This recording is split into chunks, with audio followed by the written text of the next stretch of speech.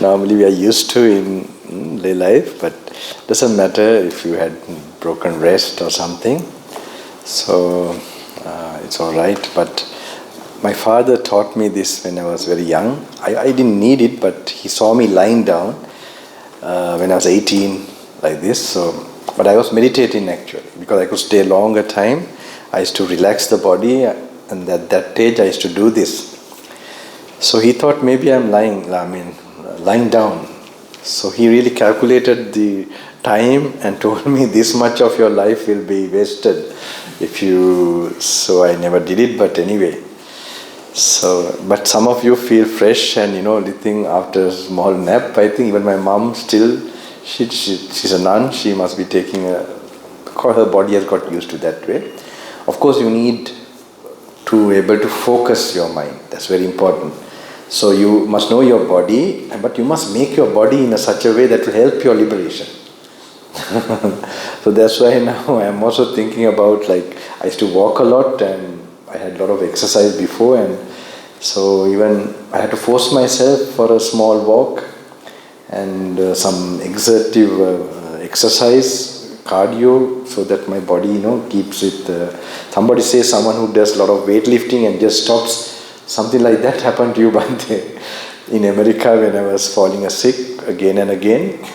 Yeah, it's correct in a way, because I had to walk for miles at one point, and so I can't do it if it's not no spiritual purpose. I can't do it just for exercise sake, but now I have to force myself a little bit to do that, so that I can do this service for for some more time until.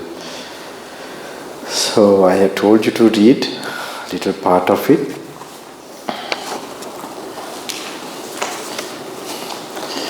Where's our curiosity?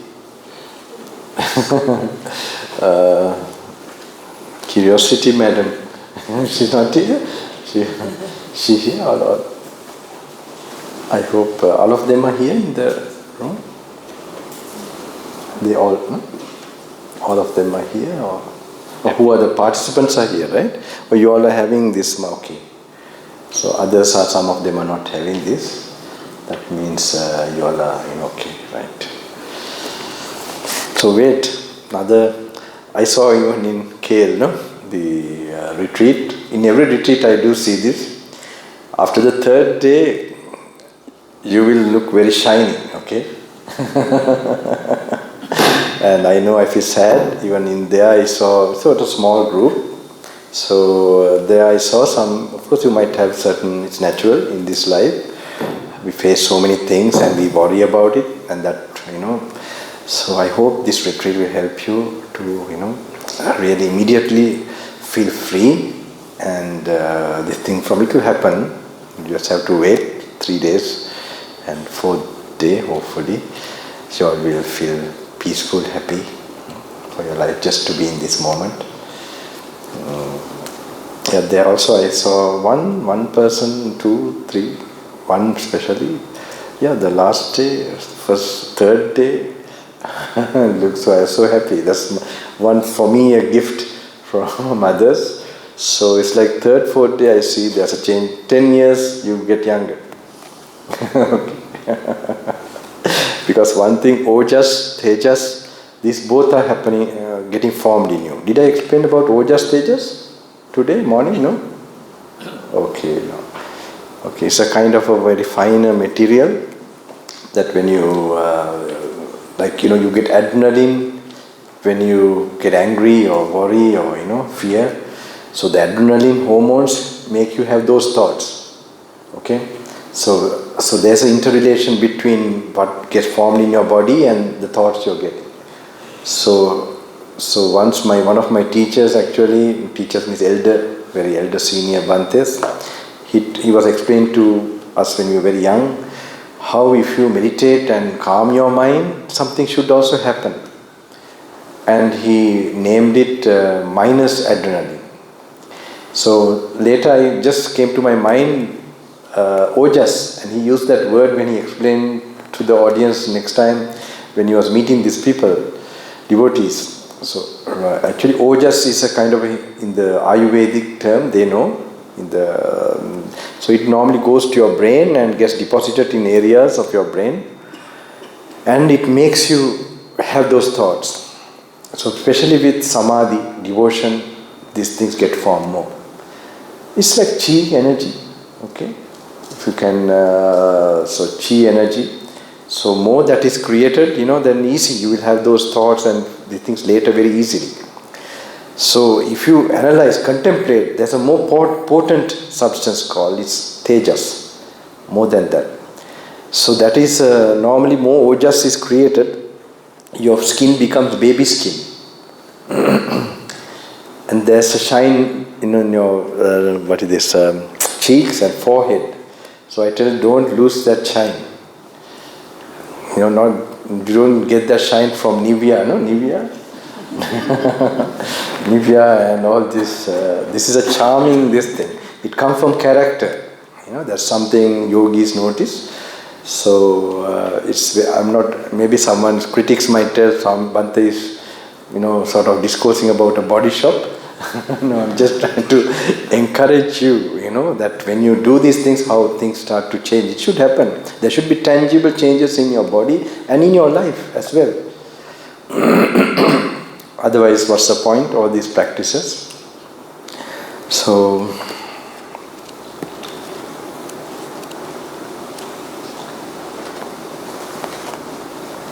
it's a very nice place, actually. I can feel that very good. And all of you, it's like a big light here, It's very nice. Very pleasant for me too. For me also healing. And hopefully I can also do my own personal practice. I got the book.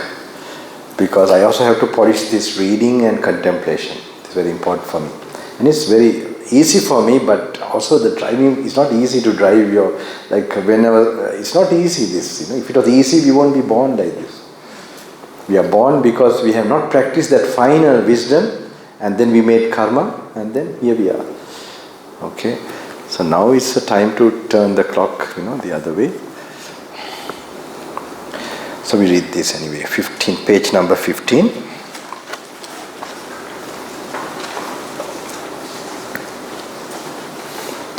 Individual existence as well as the whole world is in reality nothing but a process of ever-changing phenomena, which are all comprised in the 5 groups of existence. This process has gone, I have read this, okay?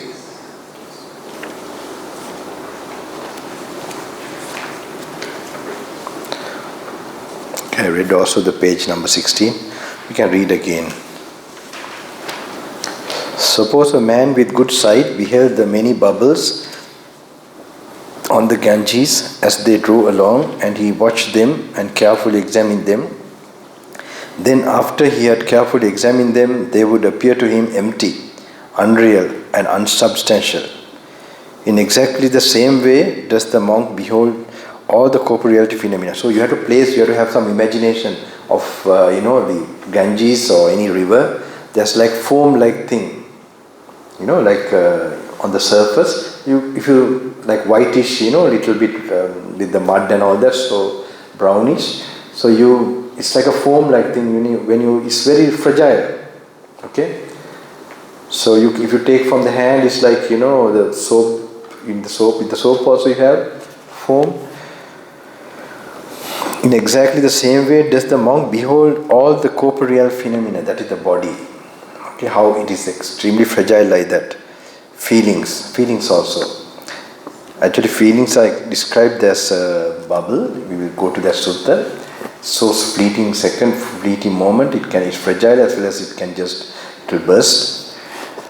And perception, mental formations and states of consciousness, whether they be of the past or the present. So you must apply to something you remember. When you're reading this, actually you have, when it becomes a meditation object, when you're applying to an event that has either happened in the past or now taking place.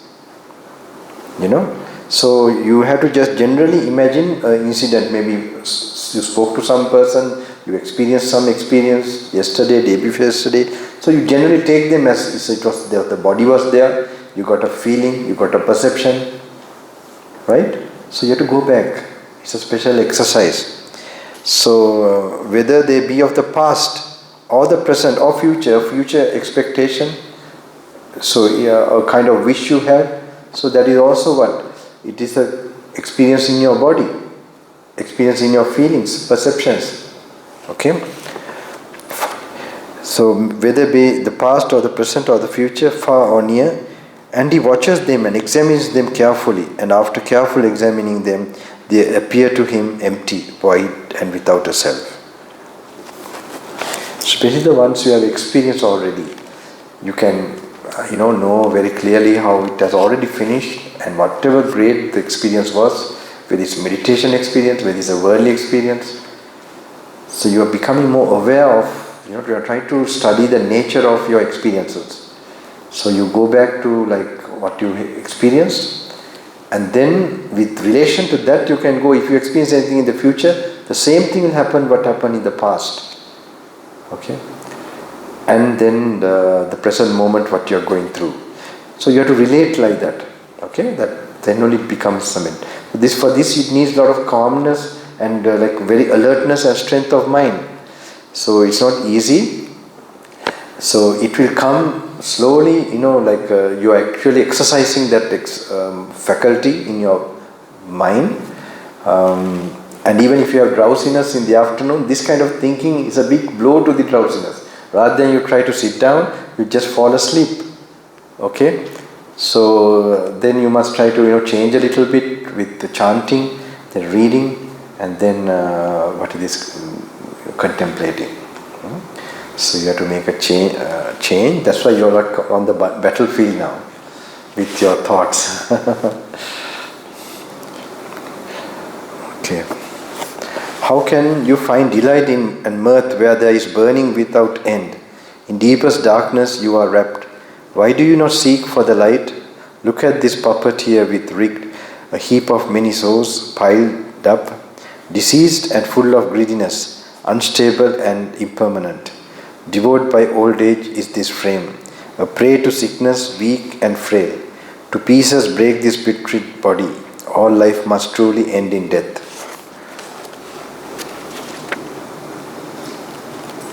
Okay, page number 18.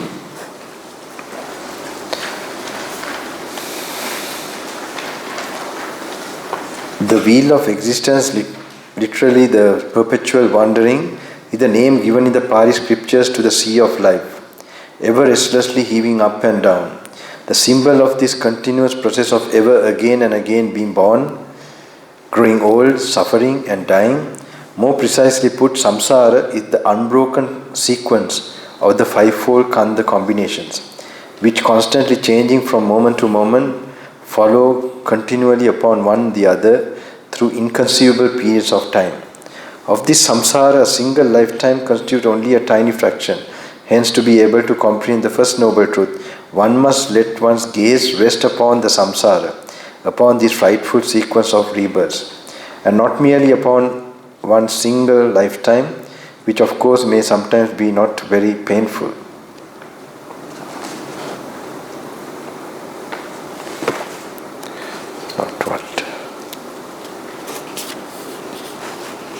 Okay, page number 21.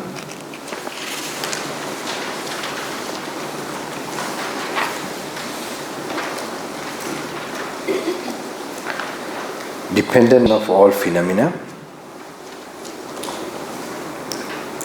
If when perceiving a visual object, sound, odor, taste, bodily impression, or mental object, the object is pleasant, this is all six sense organs, right? Do you understand when it is said like that?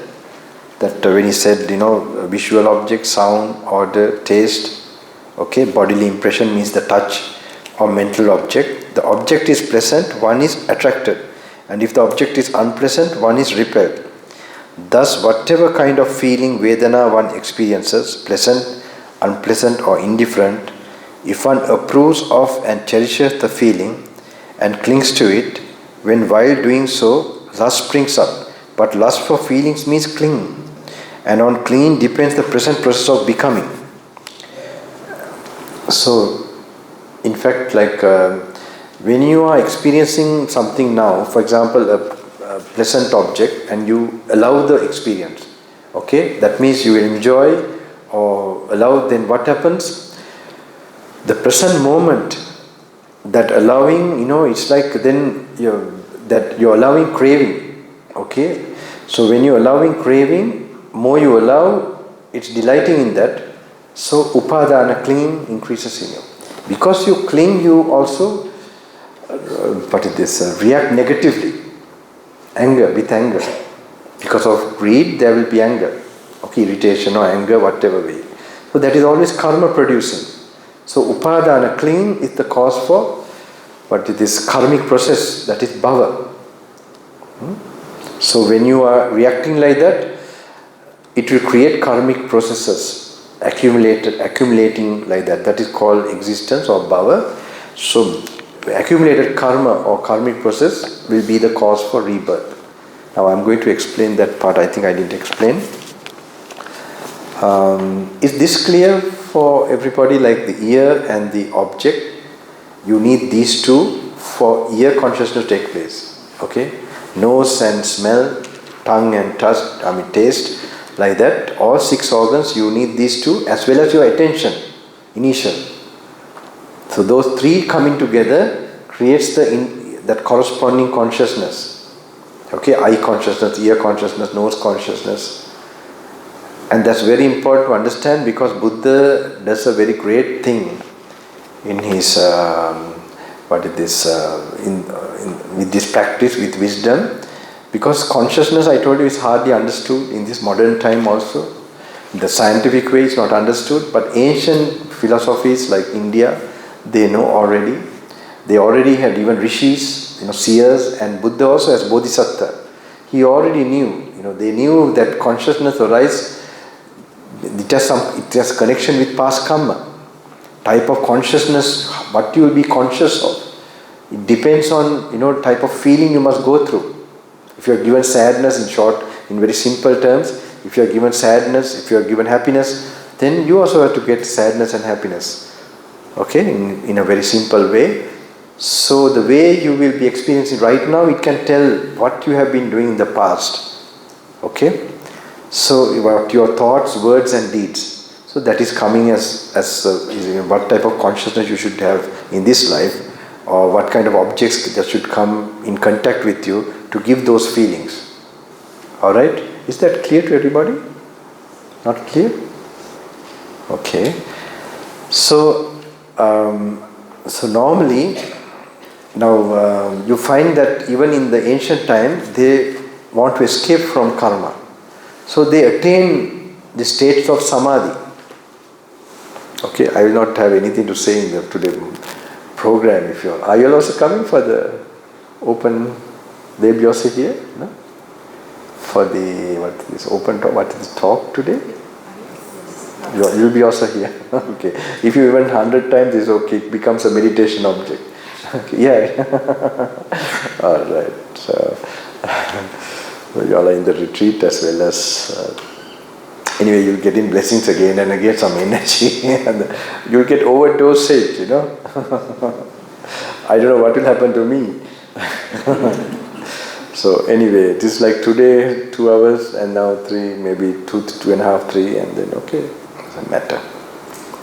So in those days, in the ancient time, to overcome karma, they also attained this. To overcome this, they were wondering how to overcome the mind, to free the mind from greed and hate. That's the main thing they noticed. In the past, you had this greed and hate, and the way you talked, or what you thought and spoke, and what you did. That is the result of what you're going through now. So then they developed a meditation, and that was samadhi. Okay, that was the highest thing they could achieve. That is where there is no anger and no greed, In Samadhi you don't have, in Dhyana, okay, first Dhyana itself, you don't have the 5 hindrances. So that was like taken as liberation, and they call it moksha. Okay, even now they who know only that practice, they take it as moksha or liberation. So then Buddha, before Buddha, just when he was about to be the Buddha, he got to know that he had been practicing this. So he came back again in so many times. It was not a permanent solution. So that was a unique thing. What made the Buddha because that is also a state of consciousness. Okay, they call it pure consciousness. Still is consciousness. Where there's consciousness, there's name and form, nama rupa. Okay, name and form. So now how to escape from this? The Buddha's unique contribution was through wisdom. Okay, Paticca Samuppada, conditioned nature, that's what made him the Buddha, the Samma Sambuddha. Okay, so that is a very unique method of meditation, analyzing contemplation, which leads to this final wisdom, seeing the final truths about our being, especially about impermanence and suffering and no self.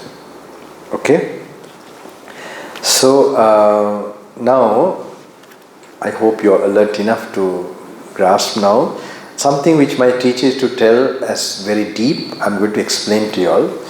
So because I'm trying to make you familiarized, as well as I'm trying to make you think of the Dhamma, because Dhamma thinking is necessary for this what you call wise reflection, wise contemplation, and the enlightened factors to happen. One is mindfulness enlightened factor, other one is Dhamma investigation enlightened factor. Have you heard about this? So for it to become an enlightenment factor, you must have a level of thinking, contemplation. But it should be in the framework of what the Buddha tells you.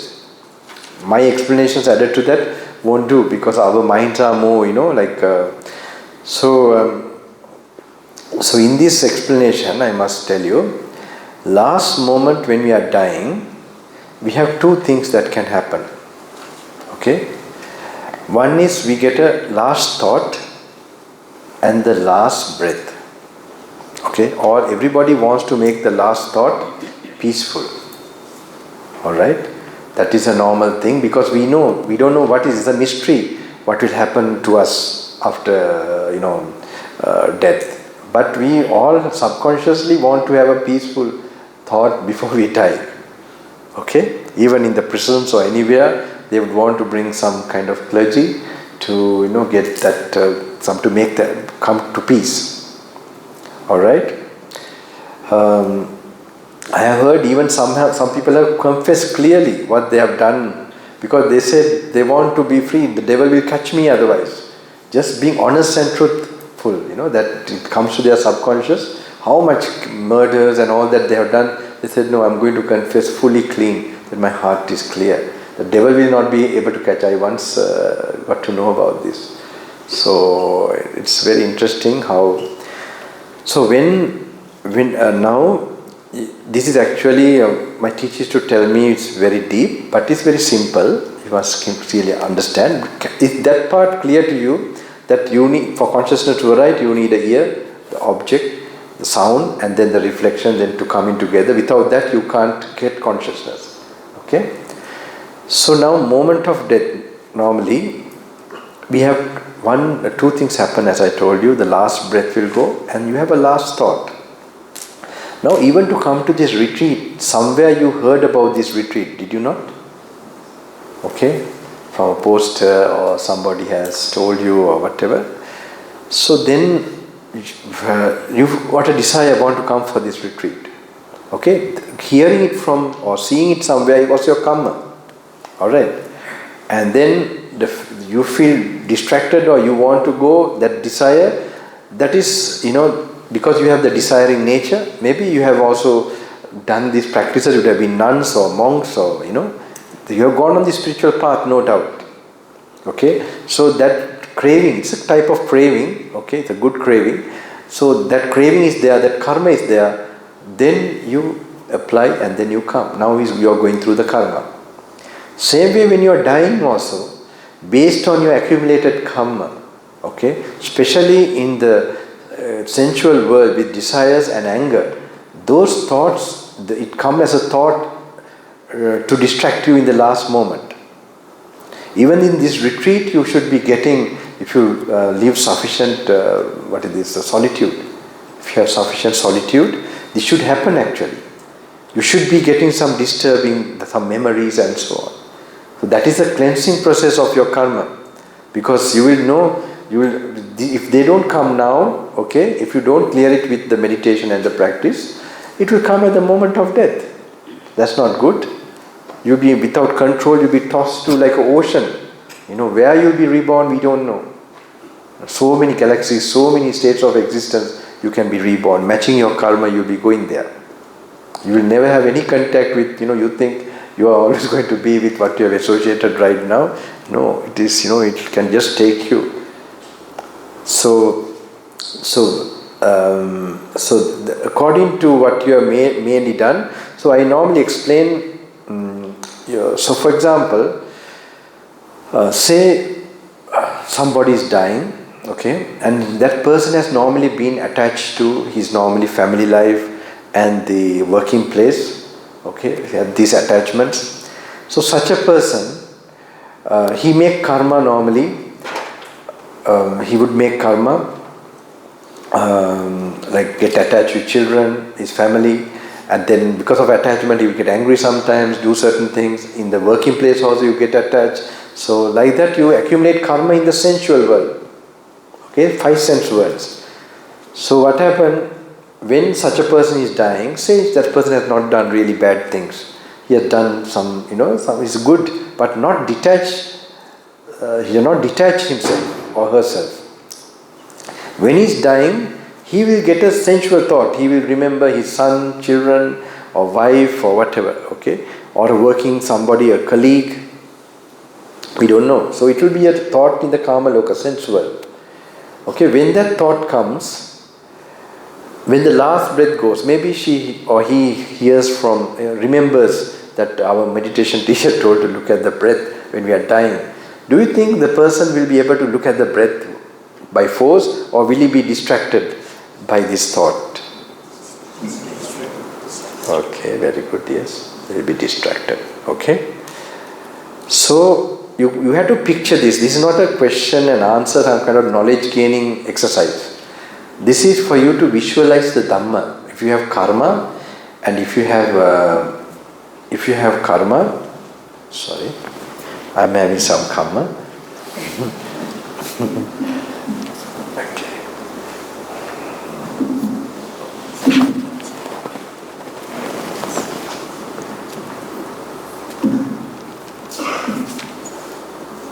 Okay. You can hear me? Okay. So now you have to picture, if you have karma, if you have the desires, you will be distracted, okay? So when you are dying, definitely, so when he get distracted to the thought, do you find that the consciousness, they need these conditions to arise? So does the consciousness have, do you have the conditions for consciousness to arise in that case? Because consciousness is the object, and it gets an object, is it not? It gets an object or it does not get an object? Huh? It gets an object, okay? So when it gets an object, consciousness will arise or not? Will arise, okay? So think of someone like, have you heard of Anagami, non-returner?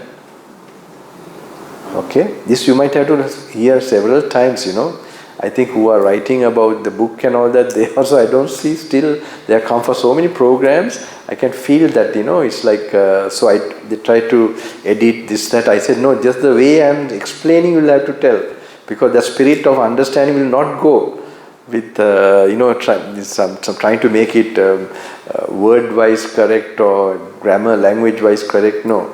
So this is just to know the conditionality, very simple, okay?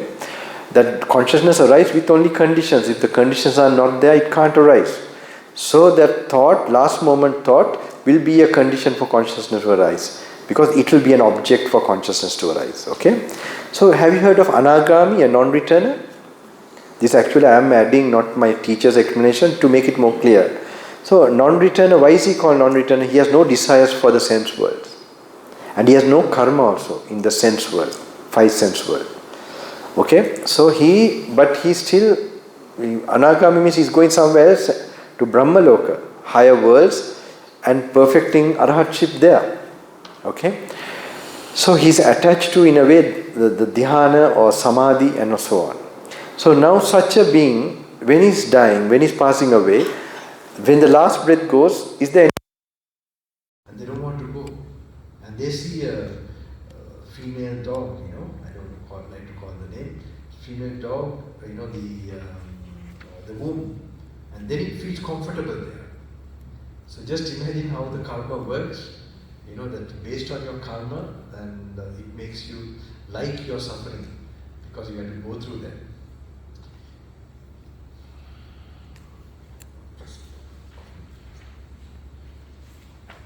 When you all met me, I think how many, 15 years ago, my English was more better. Now with the Sri Lankan community, they have killed my English.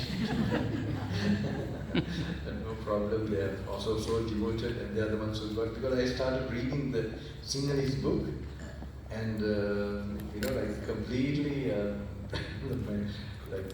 I improved my Sinhalese, Sri Lanka language. But of course, my English now I'm just struggling, tell you honestly. Those days I just was struggling. It's like it's not something happening, Anyway, for you all is clear, right? I hope so.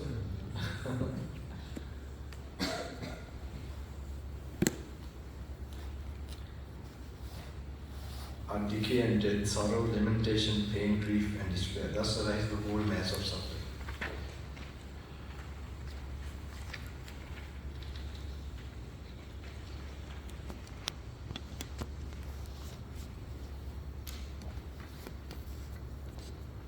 Here, it's good karma for you, study the Dhamma, pure Dhamma.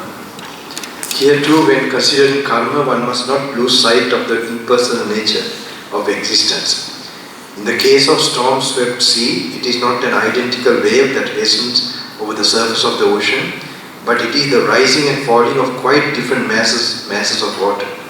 In the same way, it should be understood that there are no real ego entities hastening through the ocean of rebirth, but merely life waves which, according to their nature and activities, good or evil, manifest themselves here as humans, there as animals, and elsewhere as invisible beings. Once more, the fact may be emphasized here that, correctly speaking, the term karma signifies only the aforementioned kinds of action themselves, and does not mean or include their results. 26, page number 26.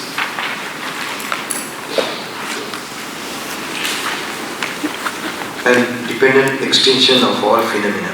And through the total fading away and extinction of craving, clinging is extinguished. Now these are the way when your walking meditation is like to contemplate. Okay? And through the total fading away and extinction of craving, clinging is extinguished. So normally craving is extinguished when you have Dhamma vision. Okay? Now you are doing this also to get a Dhamma vision. But if you have, when you get a Dhamma vision of impermanence or suffering or non-self, that time craving. Now I told you there are visions in these words of the Buddha. So when a vision happens, how do you know that you have seen you have understood it in a correct way? It is like you are holding a string and you look very carefully, okay? To see, suddenly you realize it's a snake. Is there a question of letting go? You just, will, same way there's an effect when you have a Dhamma experience. It's like anything you will see that is new to you, like you have never seen before. Say a ghost fighter or a Devata. That's why they know that they would not show themselves very much, knowing our level of defilements, and we can't take it. I have some experiences, but maybe you remind me later if you want to hear. Okay? Before I became a monk in one mountain, how one Devata's some experience, okay? Several experience, I am feeling them also all the time, tell you honestly. But I am not coming to, I am not visually seeing, but definitely their presence is there on the noble path. That they get drawn to you and then they follow you. So anyway, when you have some unusual experience, what happens? You freak out. Okay? So there is that experience of the Dhamma also, where there is a level where you, if you get that intuition, is it the correct intuition, you get a shock experience. The shock is called nibbindati. Have you heard this word? Evam passan yatha bhuta. When you see things that they are, the other one that follows is nibbindati. Nibbindati virachyati nirodeti nibbanati. That means you touch nibbana. Nibbindati virachyati means dispassionate, and nibbanati means you experience nibbana. Okay? So this experience is called nibbindati. Nibbindati, it is like a shock experience. You get shock and then peace. Something like that. Now, I'm just telling you to encourage these things. But don't now expect while you're reading, oh, I got a shock now. This is the very weakness you all have. And I'm not joking about this, really serious. So I'm just trying to give you encouragement. Okay? So unfortunately I have to reveal like this what actually happens. So I tell in the retreat sometimes I explain, if I tell there's a snake somewhere here, you'll be looking carefully. And then suddenly you see the tail of the snake. What happens to you? You get a shock, right? Same way in the Dhamma. There is something like that. If who have got that, they will never leave this book. It opens up a vision into the deeper realities, and it makes you see the real Buddha. That means your faith, not the physical body, the Dhamma body of the Buddha. Okay? So, this is very important. So there's one lady in Sri Lanka. That's why I want the books to be read from the language you're thinking. Actually, I was wanting. Now I have some Chinese group in US, like California. They are, I get the Chinese translation. So I have one in the mainland. He has been a lot of experience, getting the closest good translation, Mandarin, Mandarin. So that he has found, and then he shares, because I need that. Because I told you these words, these Buddhas, this way how he is discoursing is a magic. I can't discourse that way. So when you're reading and contemplating according to that magic starts to work on you. Especially with the wisdom eye, which is never awakening most of us. So it was that special Buddha's time when that awakened being walked on this planet, and then that very words, the way he explains how to analyze, contemplate, to bring that, you're just touching the very instructions of the Buddha. So I used to ask from that language. Now in France, Italy, I'm looking for the Italian translation. I need that, that's how it will work. It's not my discourse. I see the power that will work and the actual instruction that will come from the sutta.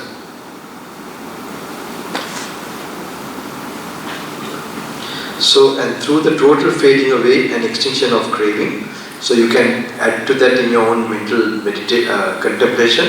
When you have Dhamma experience, then the total fading away and extinction of craving will happen.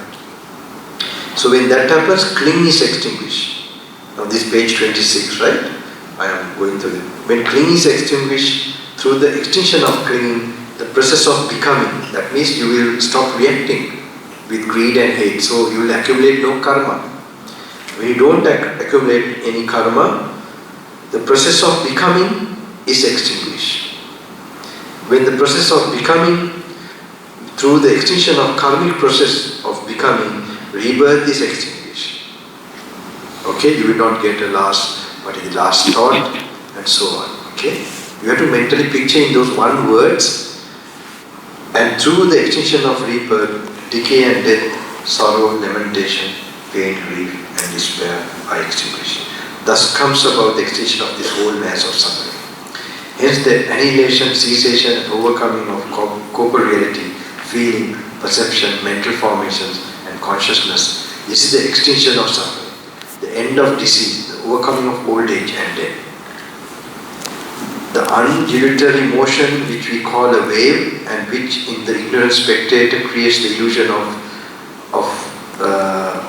one and the same mass of water moving over the surface of the lake is produced and fed by the wind and maintained by the stored up energies.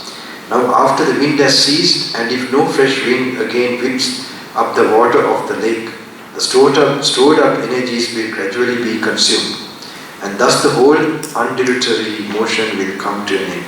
Similarly, if fire does not get new fuel, it will after consuming all the old fuel become extinct. Just in the same way, this five khandha process, which in the ignorant worldling creates the illusion of a self, is produced and fed by this life-affirming craving and maintained for some time by means of stored up life energies. Now after the full upadana, the craving and clinging to life has ceased, and if no new craving impels again, this five khandha process life will continue as long as there are still life energies stored up. But at their destruction, at death, the five khandha process will reach final extinction. So this explanation by the author is also okay. So we can read page number 29.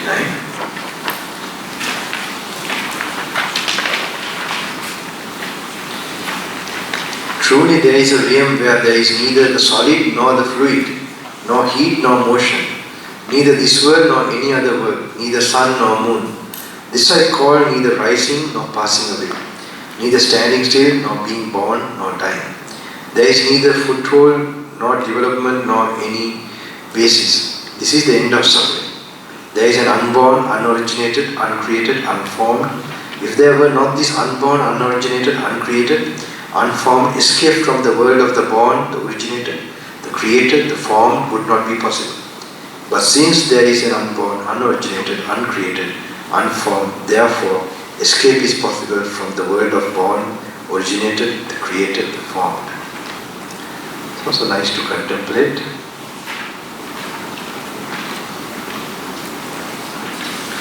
Now you see, I don't think I don't have anybody here in this retreat like that. Some of them in other retreats, some retreats, one in Australia, I never forget, they have only read the ones I have read. I don't think that much unclear in your read. You should be going from the beginning, okay? Because I don't want after tomorrow to know that, I don't think. I think you all are really educated and, well alert. So this person came with probably depression like this. That's what I saw. Or somebody forced her to come.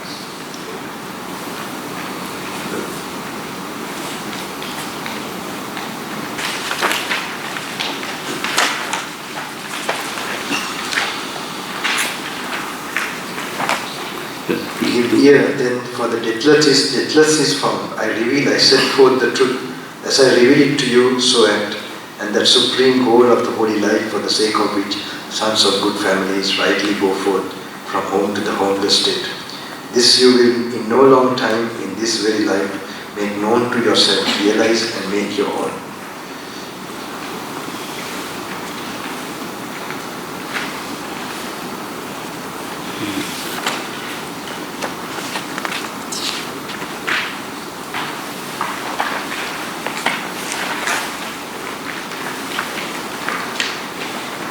Views and discussions about the self. This is also a good one to contemplate. All are good, okay? I'm just touching just few. As I told you, spoon feeding.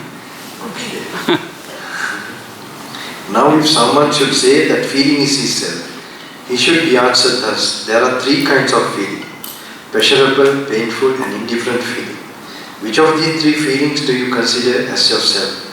Because at the moment of experiencing one of these feelings, one does not experience the other two. These three kinds of feelings are impermanent, of dependent origin, are subject to decay and dissolution, to fading away and extinction. Whoever in experiencing one of these feelings thinks that this is his self, must after the extinction of that feeling admit that his self has become dissolved. And thus he will consider his self already in the present life as impermanent, mixed up with pleasure and pain, subject to rising and passing away. If Now this is very important, okay? We go back just a bit. Because at the moment of experiencing one of these feelings, one does not experience the other two.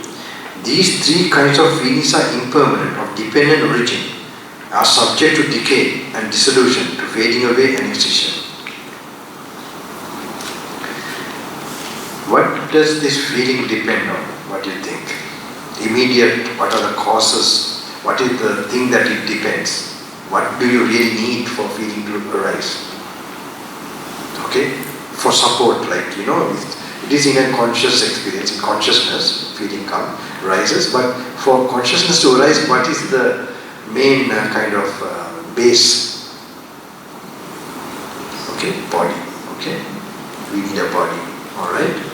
So body is dependently origin. What is the causes for body? Impermanent. Their causes are themselves impermanent. What are those impermanent causes? Directly you notice. One is food. Other one is karma. Okay? These two are like constantly you have to give food again and again. Alright? And karma also, because there is accumulated karma, it supports it. So this is happening constantly. Okay? So they are impermanent. So therefore the bodies have to be impermanent. And because the body is impermanent, whatever feeling you experience, it will always have to be impermanent. Okay? That's how the type of impermanence Buddha wants you to contemplate. Normally we have got used to, in normal meditation, to feel the feeling or a thought, it arises, to watch it, and then how it goes away. That's also kind of awareness of impermanence. But this is different.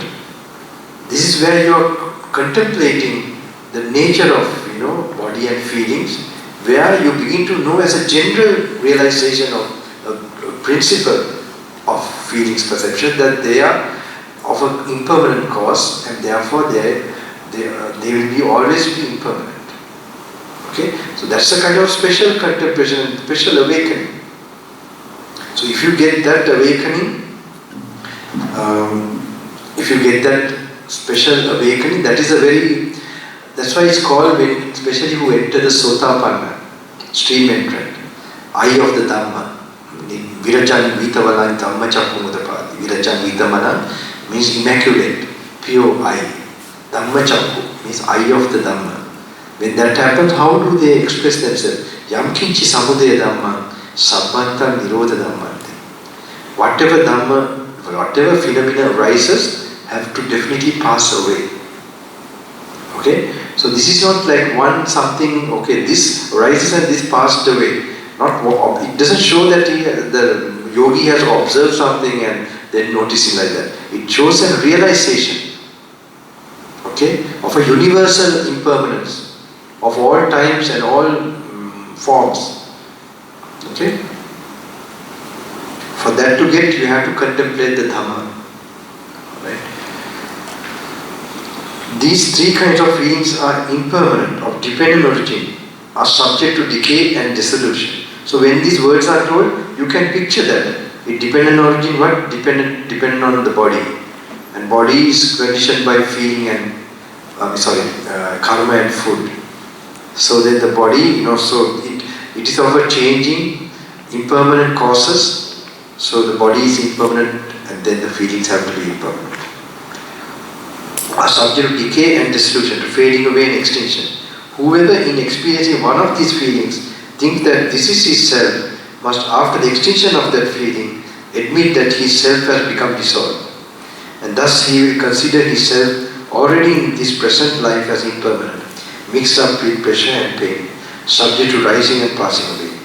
If anyone should say that feeling is not his self, and that his self is inaccessible to feeling, he should be asked thus, now where there is no feeling, is it then possible to say, this am I?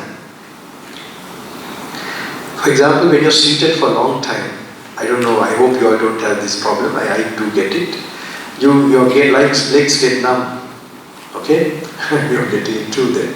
So, then if you don't see from your eyes also, okay, the legs, you will think, where is my leg? Okay? So, because you see from your eyes, you know it's there, but it gets, so it's with feeling. Soon the blood flows and the feeling starts to happen, then you get a sense of I more strong. So you see how it's related with feeling. With the feeling and wrong attention, unwise attention, you get the sense of I. Because of wrong attention, you have craving for the feeling. With the craving, you get this idea, concept, I. Now I have a tuk-tuk driver in Sri Lanka who takes me to Colombo city. You know tuk-tuk? Do you have them here? No. Three-wheelers? No. You don't have, okay. You have taxis, right? Grab or something, right? Those taxis, okay. They are for, easy convenience. You have this tuk-tuk like in India and all that. So he's a young man, and he takes, he's the one who actually like attendant and everything. Sometimes it's difficult to stay with me also. So sometimes he talks with the tuk-tuk. You're hungry, my son, I will give you some food. That's petrol, You must take us very carefully. I was wondering what's happened. To see actually so obsessed, so attached to this, he has give it life, giving a self. So this is a small idea how, we will give life to something. We have given that to the junk, that metal thing we have given an idea, same way to this flesh and blood and all that we have given because of our craving. Okay? This, you have to see how the idea of self comes with that strong attachment. Okay? If anyone should say that feeling is not itself, and that itself is inexplicable feeling, he should be asked thus, now where there is no feeling, is it then possible to say, this am I? Sometimes I had to part with some yogis, Hindu yogis. When it came to this point, they helped me in different ways. Actually, they helped me to see my karma, blocking karma at a certain period, one of them. And later on, these are other interesting experiences, I can't tell everything, because they don't see your body, they will see your karma. For the divine divya, or called divine eye, that is able to be seen. It's a kind of intuitive experience also. We are seeing bodies actually, but they would see karmic process, what's going on in your life now. And the karma you did in the past, for you to go through that. And the moment that it will finish also. So normally if they do meet, or their interaction is also to remove your karma actually. Because that's also their purpose, but they are attaching as a liberation the samadhis, the dhyanas. Okay? So that is in a way certain, so one of them, in fact one time, I was concerned to develop some of those samadhis. From young age I had this, some kind of desire to create that mental power. This is also with the good intention to create some encouragement in the sasana, Buddha sasana, for the Buddha. Everything was directed to the Buddha anyway. So this particular yogi, one time he told me, I said I want to attain that particular state, when I met him in Rishikesh. Then he told me, you are that. You contemplate, I am that, I am that. So when he said that, that is a way of contemplating in them that this dhyana is me, and to get fully absorbed in that. Okay? So how? I have very clearly practiced and known that there is no me. So then I had to part from him. I couldn't get any instruction or anything, because I can't, how can I do that? It's not possible. So this happened is very interesting, because for any feeling, now a person who has attained Nibbana like an Anagami or even Arahant, they say that when they attain dhyana, that's nice, I remember in Pali, when they attain dhyana, they don't think I attain. They see that due to this cause, this effect is happening. And when they are leaving the dhyana, then because of this cause, I am coming back to samadhi. Because of sila, I got this samadhi. Like that they see cause and effect, no person in that. Okay? So because of our unwise awareness, we are attaching and creating a self in all these processes. So in the Dhamma, when you have clear vision, you're only seeing cause and effects of processes. You don't see persons in that. Is that clear? Or you're having a dream now? I'm joking. A lot of you are good, okay? I'm joking. Okay. I can see when I'm explaining this in the morning, some of them but luckily when I'm explaining some of the most important ones, they were all very alert and good and very happy.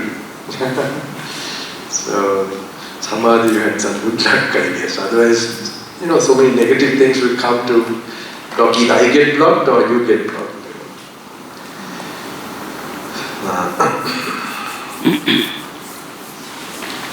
So here, or another might say, feeling indeed is not myself, but it is also untrue that myself is inaccessible to feeling, for it is myself that feels, myself that has the faculty of feeling. Such a one should be answered thus, suppose that feeling should become altogether totally extinguished. Now if after the extinction of feeling, no feeling whatsoever exists there, is it then possible to say, this am I? This is a very, very deep point in the spiritual world. Okay? If you can imagine that in the absence of any type of feeling, there are three types of feelings. Pleasant, unpleasant, and neutral. Using your imagination, a faculty to visualize, that is more powerful. Okay? So you can imagine while you are practicing.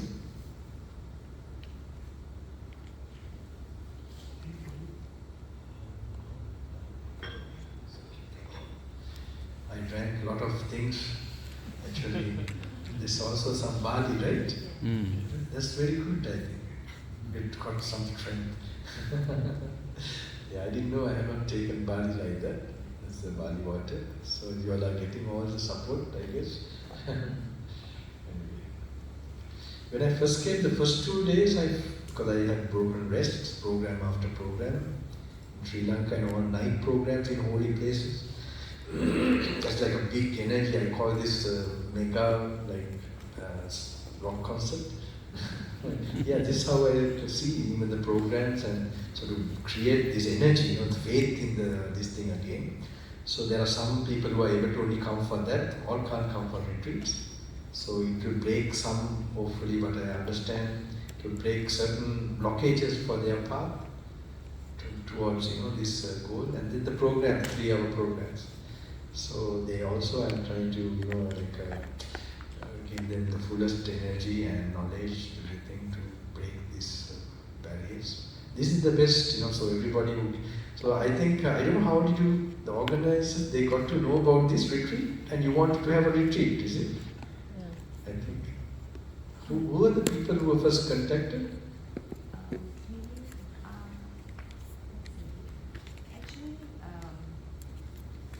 From Australia, no? From Australia. Okay, right. That's all. So she recognized you, but I recognized the name. Then she approached you, then she called. Yeah, right. And asked us. But there are some who can't just make it, So I have also Pindapat, that in Australia or these places, somebody can just give something. And they're like kilometer-long Pindapat. So they can only do that, but that will also help them. So, and one day maybe step by step, they all have to do. I see here you have a lot of things. Wonderful, that dana for the needy, you can, like a food, kitchen, mobile, mobile. These are very good. These are all very, you all have been exposed to very good things. You need to have those practices and keeping sila in your working places, those practices. So all that you have been having. But I think this is something, but Bimala run that band. That band they came here, how many of you remember him? Which name? And was it similar like this with the suttas he did, or how was it? With the suttas, right? Because I think he's the only one I see who see that, with the sutta. He knows everything about the sutta versus the technique, how the Burmese tradition, the techniques came. And he, the only monk I have seen that very well clearly, explains also all the commentaries and how we must go to the original teachings. Did he not stress that? You remember him or? Okay. So, but for me now, he's also gone, I am alone. Really, I'm not joking about it. But only the heavens are there and the Buddha's will or blessings to the sasana. So here we go through this. Slaughtered it and the looks at the slaughtered cow. During all that time, he has still the notion. Even Thailand, I was invited. One of the Thai devotees from Australia. But when one of the monasteries got to know that I am doing the Buddha's Buddha Vachana they call it, because in Buddha Gaya I did see some who are getting the Buddha Vachana. They were not very interested. They were keen about their ajahns, so they have their own Buddhism actually. It's so funny, like really. Sri Lanka preserved the words of the Buddha. Actually, Sri Lanka is the place where they wrote, but not the practice. Now that I had to awaken here and there. I'm so happy in the programs, in Sri Lanka, all are getting these books, and then they're looking for this book. So the word of the Buddha, that's in Sinhalese. So I see like they're getting all the machine gun, starting the actual. I feel really happy. At least my duty has been done. Up to them, the rest, how they're going to find their way to Nibbana. During all that time, he has still the notion cow. Okay, when a butcher wears a cow, brings it to the place of slaughter, binds it to the post, makes it stand up, slaughters it, and looks at the slaughtered cow. During all that time, he has still the notion cow. But when he has cut up the slaughtered cow, divided it into pieces, and sits down near it to sell the meat, the notion cow ceases in his mind, and the notion meat rises. He does not think that he is selling a cow or that people buy a cow, but that it is meat that is sold and bought. Similarly, in an ignorant worldling, whether monk or layman, the concept being man, personality, will not cease until he has mentally dissected his body of his as it stands and moves, and has contemplated it according to its component elements. But when he has done so, the notion personality will disappear, and his mind will become firmly established in the contemplation of the elements. Now, the symmetric contemplation, you imagine a person, a dead body in front of you, that's important, and then you read this and apply it, your body and the imagined body, whether it's in front of you, or you can imagine in a charnel ground how it might be. And further, just as if the disciple were looking at a corpse thrown on a charnel ground, 1, 2, or 3 days dead, swollen up, blue-black in color, full of corruption, so he regards his own body. His body of mind also has this nature, has this destiny, and cannot escape it. And further, just as if the disciple were looking at a corpse thrown on a charnel ground, 1, 2, or 3 days dead, swollen up. So you have to imagine picture. Just one moment you picture how it's bloated, blue, bluish, and this, I'm also not free. If my consciousness leaves and my body is dead, the same thing will happen to me. This body of mine also has this nature, has this destiny, and cannot escape it. And further, just as if the disciples were looking at a corpse thrown on a charnel ground, eaten by crows, hawks, or vultures, by dogs or jackals, or devoured by all kinds of worms, so he regards his own body. This body of mine also has this nature, has this destiny, and cannot escape it. And further, just as if the disciples were looking at a corpse thrown on a charnel ground, framework of bones, flesh hanging from it, spattered with blood, held together by the sinews. When you are visualizing and contemplating, relaxing it, when it becomes a meditation object, you will notice something in your body immediately. Your in-breathing and out-breathing.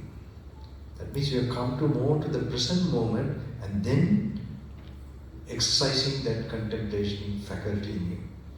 Okay? So that is the right way. Relaxingly, you learn to, if you're not relaxed and tense and firm, that way it's not the right way. As I told you, when you read this book, it's like you should automatically, naturally notice your in-breath, out-breath. Until then you must learn to relax your muscles and your body. Okay? And then visualize yourself how you're holding the book and looking from outside. Are you writing that also, or are you practicing that? But good, it's okay. I can see this earnestness in what is Kale also. All of them were very good. You don't want to miss anything, you want to note it. I wrote whatever I heard from Bante when I went to the Kuti. That's the book that is now coming out.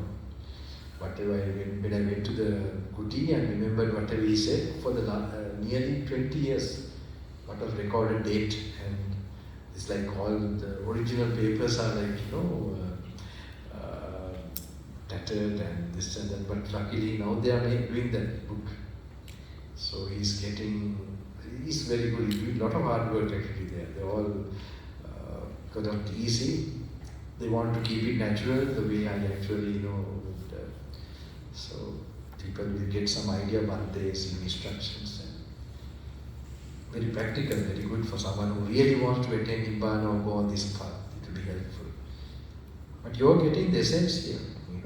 The real method, technique or how to do it, you're fully getting it raw right now.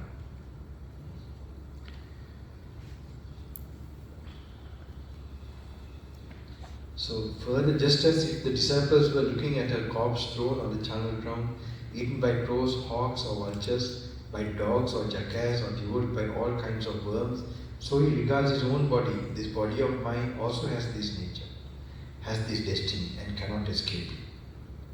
And further, just as if the disciples were looking at a corpse thrown on a charnel ground, a framework of bones, flesh, hanging from it, bespattered with blood, held together by the sinews, a framework of bone, stripped of flesh, bespattered with blood, held together by the sinews, a framework of bone without flesh and blood, but still held together by the sinews, bones disconnected and scattered in all directions. So whitish, you can see like here they are here a bone of the hand, there the bone of the foot, there shin bone, there thigh bone, there pelvis, there the spine, there the skull. So he regards his own body. This body of mine also has this nature, has this destiny and cannot escape it. Further, just as if the disciples were looking at bones lying in the charnel ground, bleached and resembling shells, bones heaped together after the lapse of years, bones withered and crumbled to dust. So he regards his own body.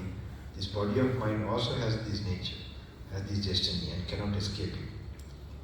Thus he dwells in contemplation of the body, either with regard to his own person or to other persons or to both. He beholds how the body arises, beholds how it passes away. Behold the rising and passing away of the body.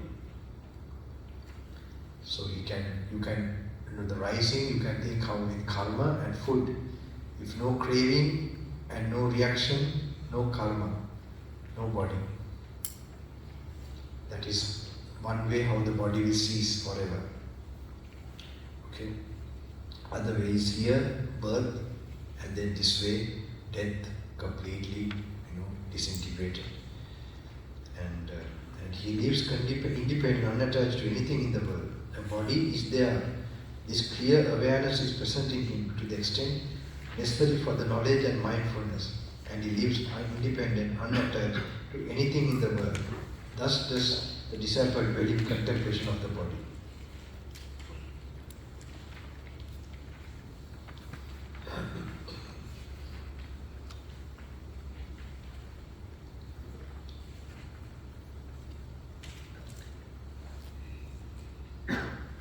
Oh, this book was made for February.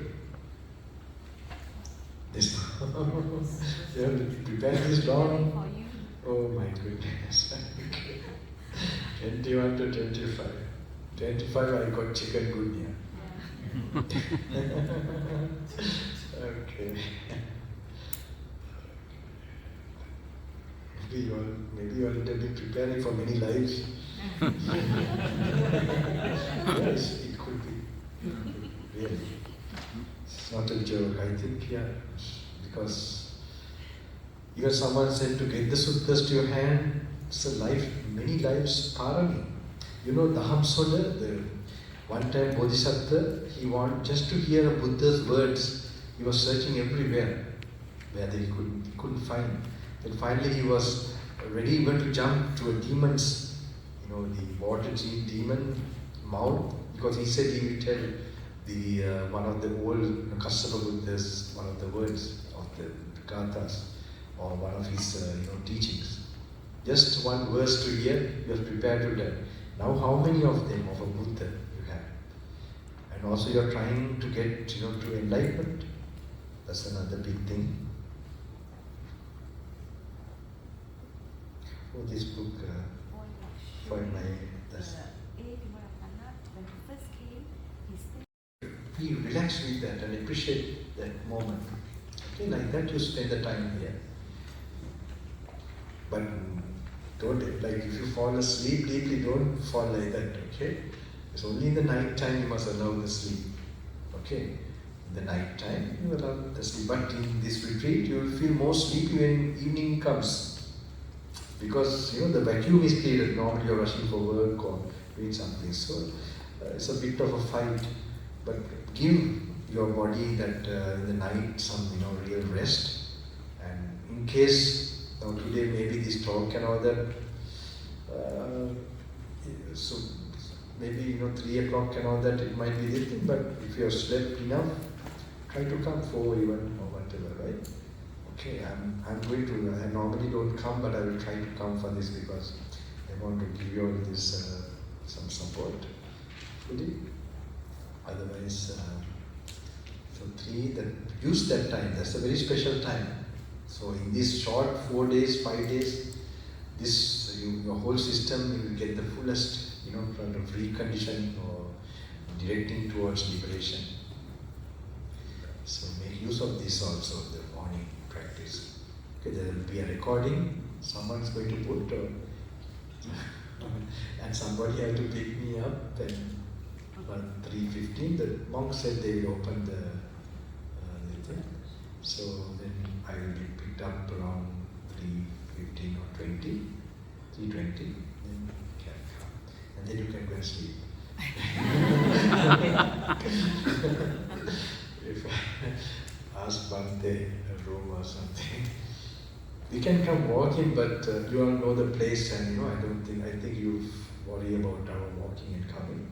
So I don't want to do, it's up to you. You know the situation in this area and everything. So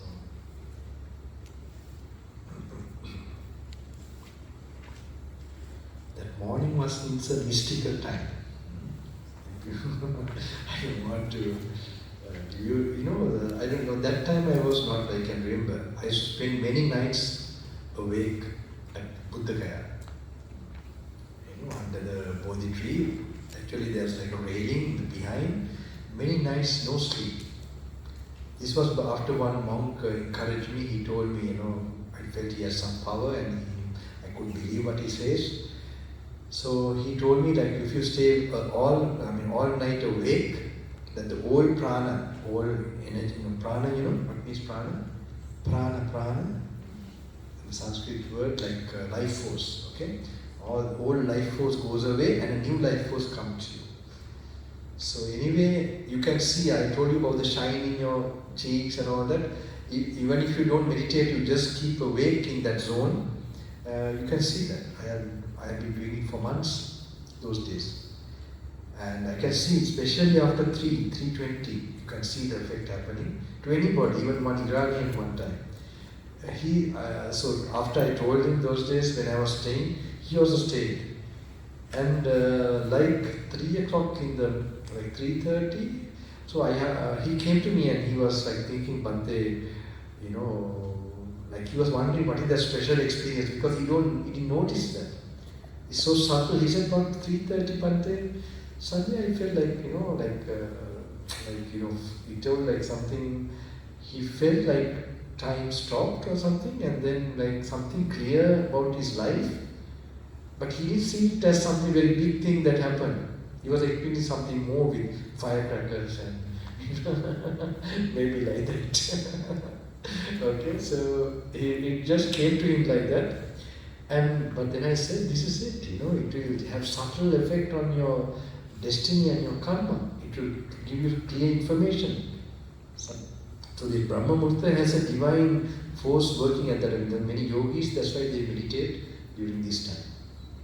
That will push your spiritual path. Not only spiritual path, anything you will excel, with that habit, good habit. So I guide for 1 hour, the recording is there, where I would do Vipassana meditation and then turn into with the Sutta of Attanagalla Sutta. And then I turn into Metta Bhavana, how I do, and that is where it's guided. Okay. Did you manage to hear the whole one? So you have come 3:20 or 3:30? 3:30. You did come and you heard. I know I don't like it, it's very tough, you find drowsy, sleepy. You can read the book also, you can read the book and time to time change.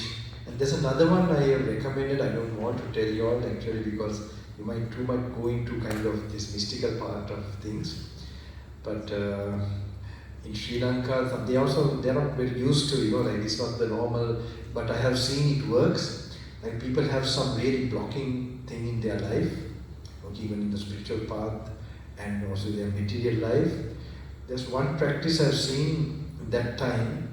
If you do it's called Danda Namaskara, this like the whole prostration with your full body. On the floor, full flat. Tibetan style. Yeah, the Tibetans they do. Yeah, they very much do. So that one, like 15 minutes, recalling the Buddha's holy feet that is in front of you and recalling the parami he has perfected, and then thinking how he would leave some mystical force in the world when he passes away. Okay, because even other great yogis leave such forces for people suffering to get solutions. So recalling that in the direction of the Bodhi tree, if you, for about 15 minutes, just place like full surrender to the Buddha.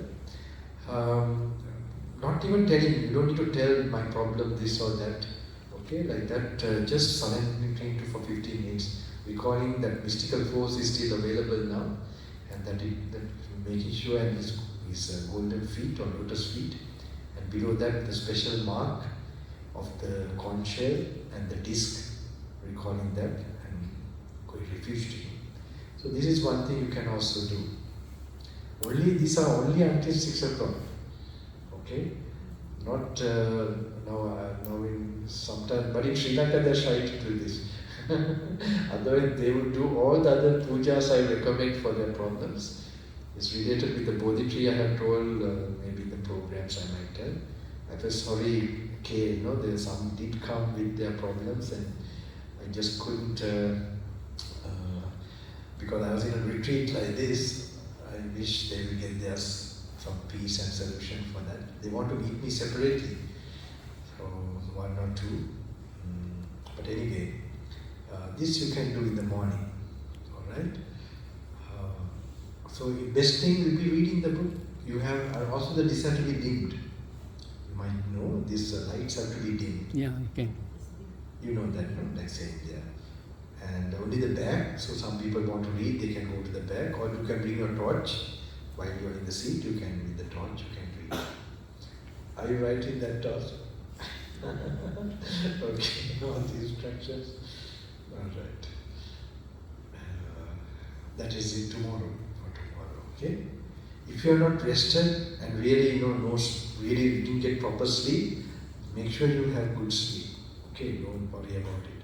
Be fresh in the morning and then, like fresh way, you will learn to read this. Then only your concentration power will work. Alright?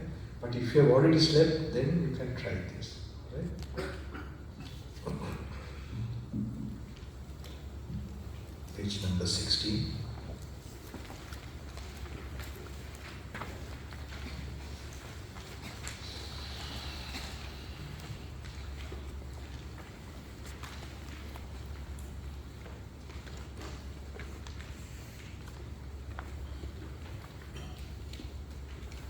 Thus have I heard on one occasion the present old one couple, actually he's the gentleman, Nakulapita, a very devoted Buddha's disciple, lay disciple.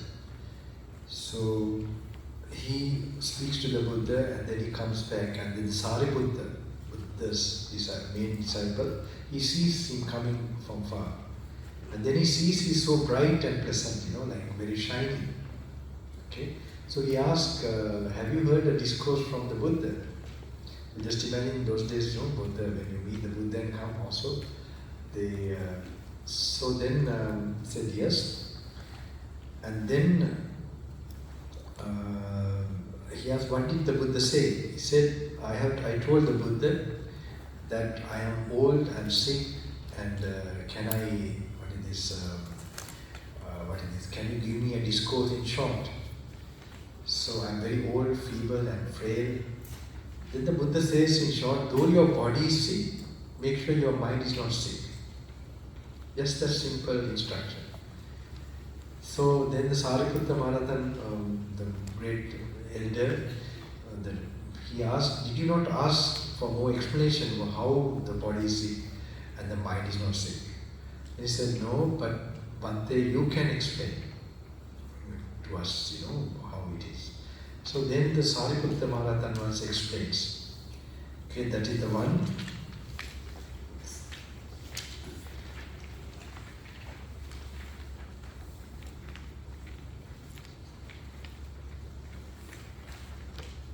Page number 17. Page 17.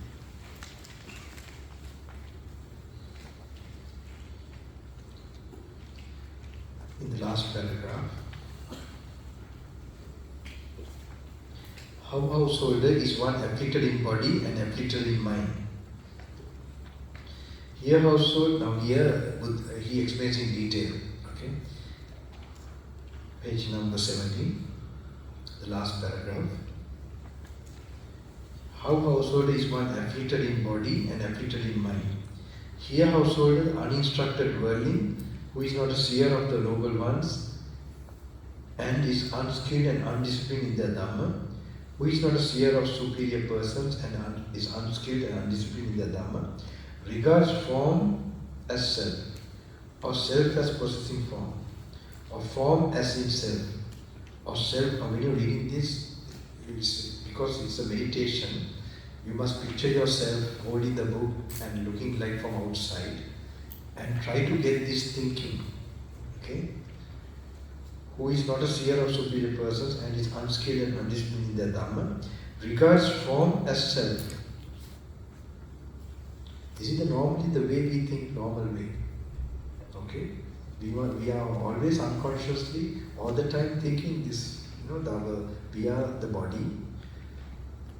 Regards form as self, or self as possessing form, or form as in self, or self as in form. He lives obsessed by the notions, I am form. Form is mine. As he lives obsessed by these notions, that form of his changes and alters. With the change and alteration of form, there arise in him sorrow, lamentation, pain, displeasure, and despair. He regards feeling as self, or self as possessing feeling, or feeling as in self, or self as in feeling. He is obsessed by the notions, I am feeling. Feeling is mine. As he lives obsessed by these notions, that feeling of his changes and alters. With the change and alteration of feeling, there arise in him sorrow, lamentation, pain, displeasure, and despair. Okay, so he goes to the perceptions and volitional formations and consciousness. It is in such a way, householder, that one is afflicted in body and afflicted in mind. But this is the normal way we always feel. And how householder is one afflicted in body but not afflicted in mind. Here householder, the instructed noble disciple, who is a seer of the noble ones and is skilled and disciplined in their Dhamma, who is a seer of superior persons and is skilled and disciplined in their Dhamma, does not regard form as self, or self as possessing form, or form as in self, or self as in form. He does not live obsessed by the notions, I am form is mine, as he lives unobsessed by these notions that form of his changes and alters. With the change and alteration of form, there do not arise in him sorrow, lamentation, pain, displeasure and despair. He does not regard feeling as self, or self as possessing feeling, or feeling as if in self, or self as in feeling. He does not live obsessed by the notions, I am feeling is mine, as he lives unobsessed by these notions that feelings of his changes and alters. With the change and alteration of feeling, there do not arise in him sorrow, lamentation, pain, displeasure and despair. So it is applied to perceptions, volitional formations and consciousness. It is in such a way, householder, that one is afflicted in body but not afflicted in mind. This is what the Venerable Sariputta said.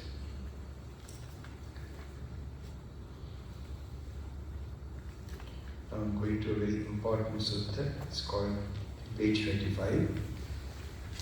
It is related with more the Paticcasamuppada, the conditioned nature, Attanagalla.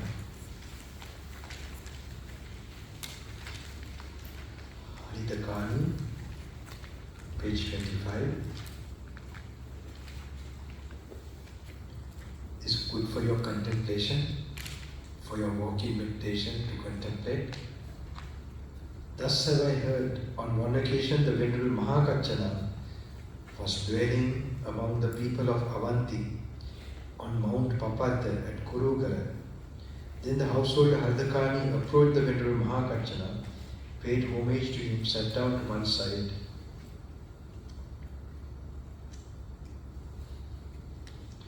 I'm sorry, page number 22. There are two sutras in that same name. It is the first sutta. Thus have I heard, on one occasion the Venerable Mahakaccana was dwelling among the people of Avanti, page number 22, on Mount Papata at Kurugala. Then the householder Handakani approached the Venerable Mahakaccana, paid homage to him, sat down to one side, and said to him, Venerable Sir, this was said by the Blessed One in the questions of Magandhya of the Attanagalla. Having left home to roam without abode, in the village the sage is intimate with none, rid of sensual pleasures without expectations, he would not engage people in dispute. How, Venerable Sir, should the meaning of this stated by the Blessed One in brief be understood in detail? The form element, householder, is the home of consciousness. This is very important, The form element, householder, is the home of consciousness. One whose consciousness is shackled by lust for the form element is called one who roams about in a home. The feeling element is the home of consciousness. The perception element is the home of consciousness. The volitional formations element is the home of consciousness. One whose consciousness is shackled by lust for the volitional formations element is called one who roams about in a home. It is in such a way that one roams about in a home. You have to see this in your mind. You have body, feeling, perception, mental formation, the reaction. Okay? So your consciousness needs this four. Okay? So it is actually, it needs this four to arise. You can never find a consciousness without feelings, perception. These are the factors of consciousness. Okay, so you have it is the consciousness, it needs like a support. So it's bound. How does it get that focus and connection? It's with craving, attachment. So these four actually creates the attachment, or they have the nature that it can. Because of lack of wisdom, You have this attachment which makes the consciousness get focused to this. So the attachment is like a gum, a glue. Okay? So with the wisdom, you are removing the glue and the gum. Then consciousness cannot exist. It has no function. It can't get, it cannot get focused to these four factors. Okay? Where is this?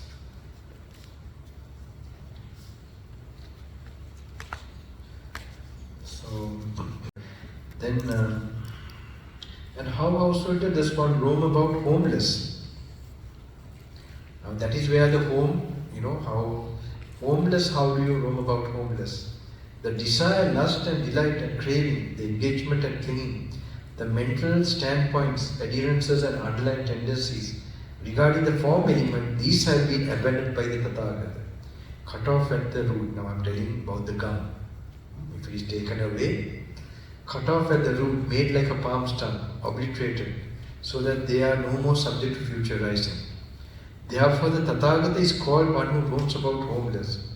The desire, lust, delight and craving, the engagement and clinging, the mental standpoints, adherences and underlying tendencies regarding the feeling element, the perception element, the volitional formation element, the consciousness element, these have been abandoned by the Tathagata, cut off at the root, made like a palm stem, obliterated so that they are no more subject to future rising. Therefore the Tathagata is called one who roams about homeless.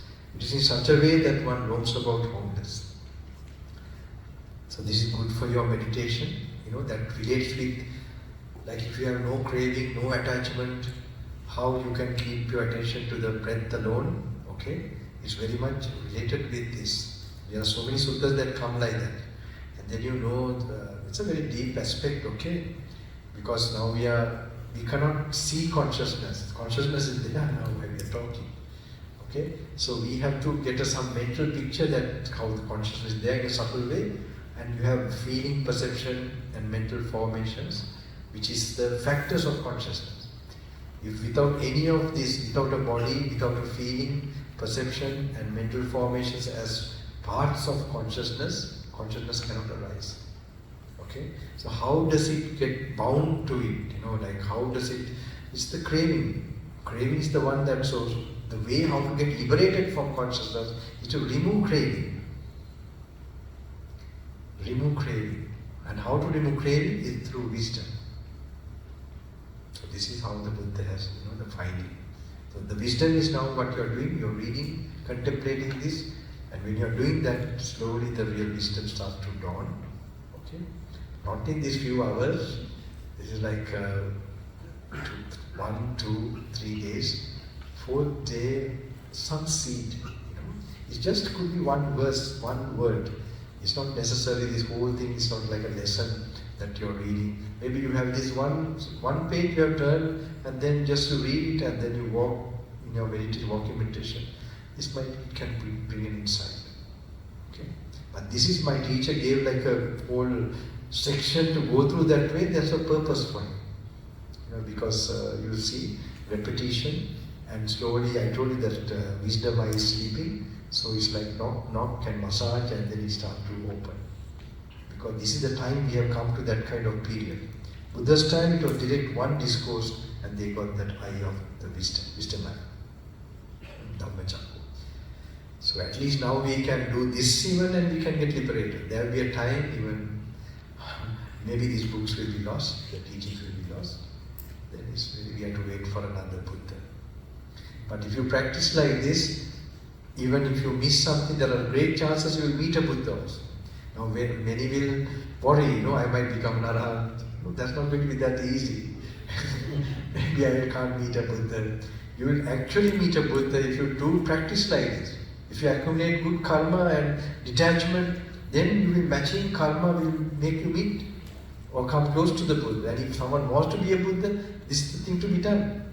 So there's a motto like a saying they have taken out, I think it's very right, in Australia, the devotees, to meet the Buddha, to become the Buddha, for all that you have to do this. So who are striving to be bodhisattvas and everything, is the actual thing. If there's a real Bodhisattva, actually I think during the Buddha's dispensation, or Buddha's dispensation is still there, they will enter it, they will nourish that, I'm sure. So leave alone all that.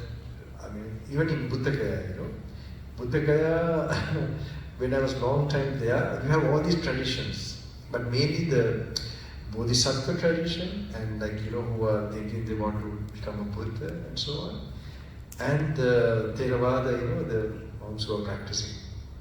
So I think one nun asked me one day, she was confused because sometimes she see this compassion and she might think, oh, Bhante must be becoming Bodhisattva.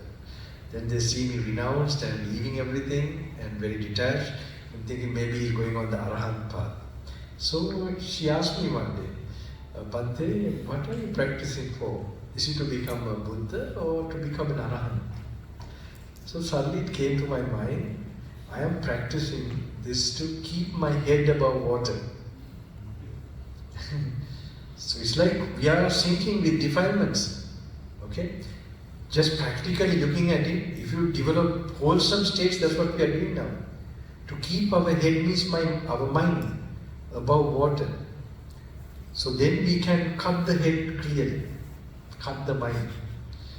Okay? So if that is wisdom. If you have in defilements the mind with greed and or five hindrances, then your insight is weak. Okay? If you analyze, contemplate anything, it will be like touching the water, the resistance of the water, and then hitting the head. The head won't cut properly. So I think it's a very common sense, very good practical thing. You just keep practicing, purifying your mind from ego, delusion, and then you can become anybody. When you be nobody, you become anybody. Right? It's, I think,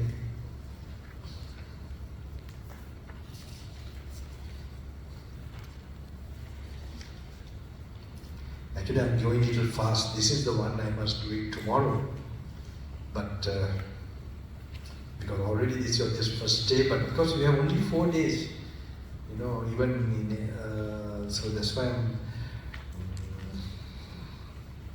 tomorrow maybe I will do the rest. But maybe just I will give you a push.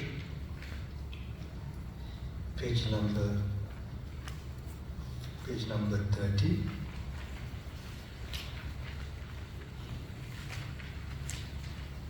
So you can actually start from tomorrow after 12, but otherwise if you are finished by today, you can start tomorrow morning even. Okay? Tomorrow morning after breakfast, or even in the morning, you can start this if you like. Okay? So you can do a little more contemplation rather than rushing to finish a certain page number, okay, after tomorrow. So you have more time for really contemplating and mastering that. So impermanent in 3 times, okay, page number 30. Bhikkhu's form is impermanent, both of the past and the future, not to speak of the present. Seeing thus bhikkhus, so now when this is told, the form is impermanent both of the past and the future.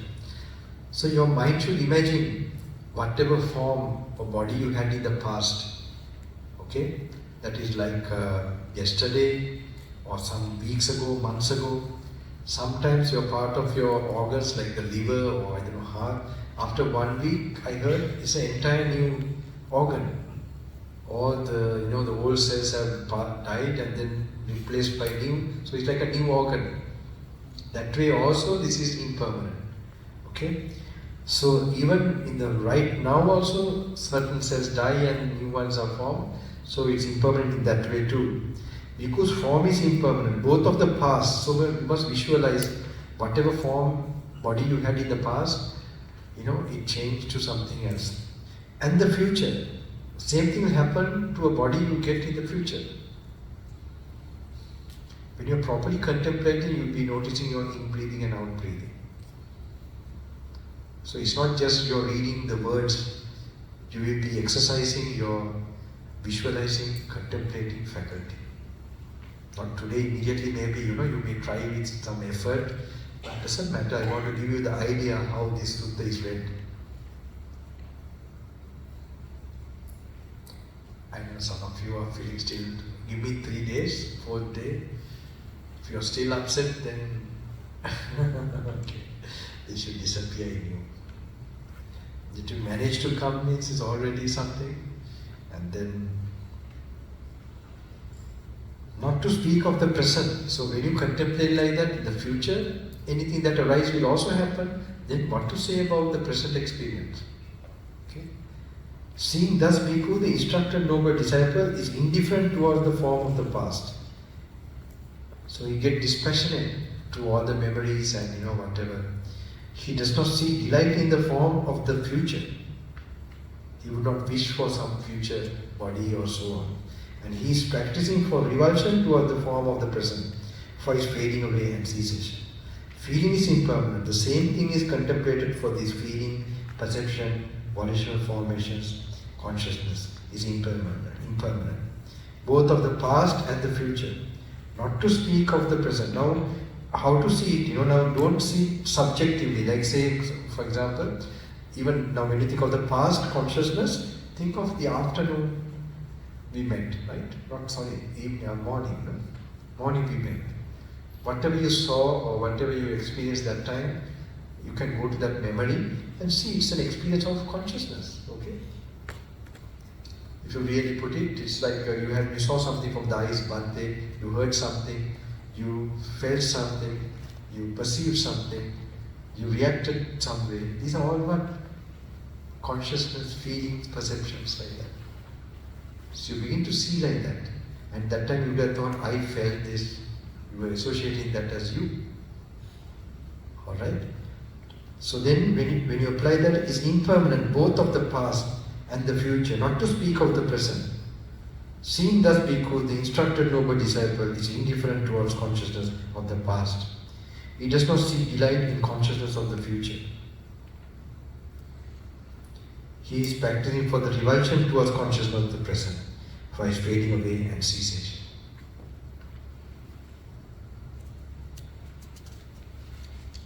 The suffering the 3 times and so on. We'll go tomorrow, go through that tomorrow. In that page.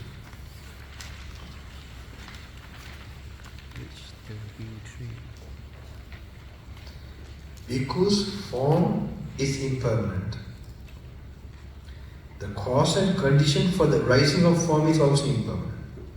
As form has originated from what is impermanent, how could it be permanent? Now this is the Buddha's way of contemplation. Okay, of impermanence. This is a very important way of contemplating to get that impermanent perception. Bhikkhu's form is impermanent. The cause and condition for the rising of form is also impermanent. What is the condition? Cause and condition for the rising of form. We told before, can anyone remember? One is what?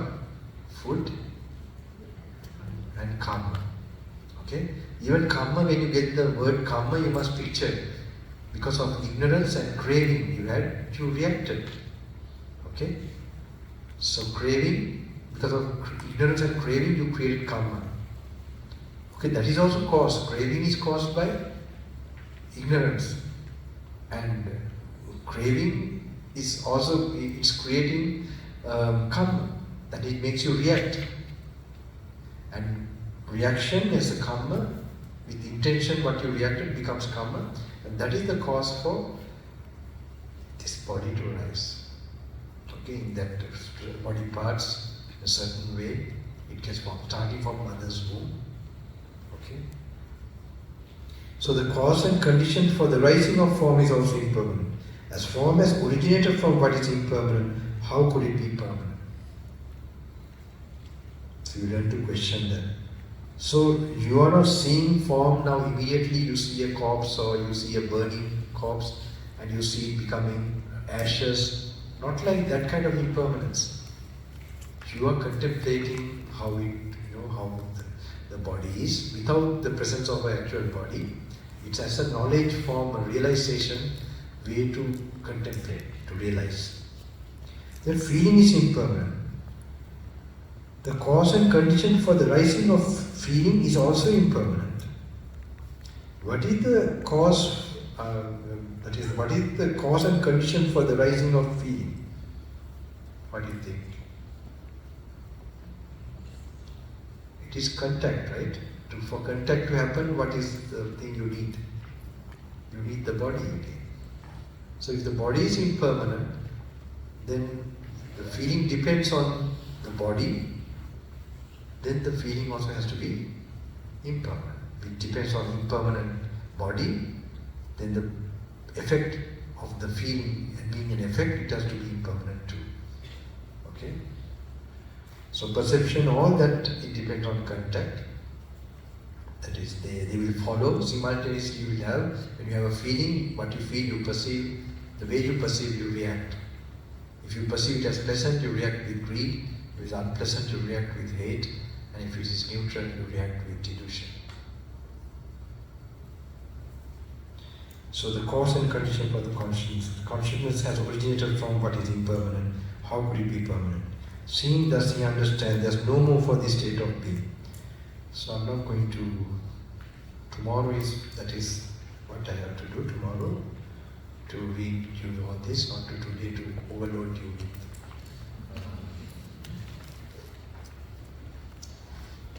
I'm kind of rushing you all. Ones who have doing the second time, like the ones now I'm reading, you can go through it more. And also ones that were striking to you, you can ponder on it more. And you can also try to get samadhi more with metta and anapanasati. And all your postures, so you get samadhi. All of you should try to do that. Remind to pay attention to the present moment. Not just to stand, not to run, to pay attention. You might do it by unconsciously, but you can try. Let me try mindfulness. The simple walking, standing, getting up, having a bath, brushing your teeth, and so on. Okay?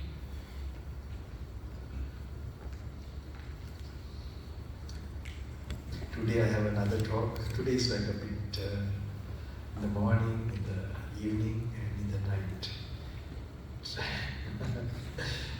I had told this, maybe I informed to have a program in the beginning, right? And no, this is only one program, right? Is it? Okay.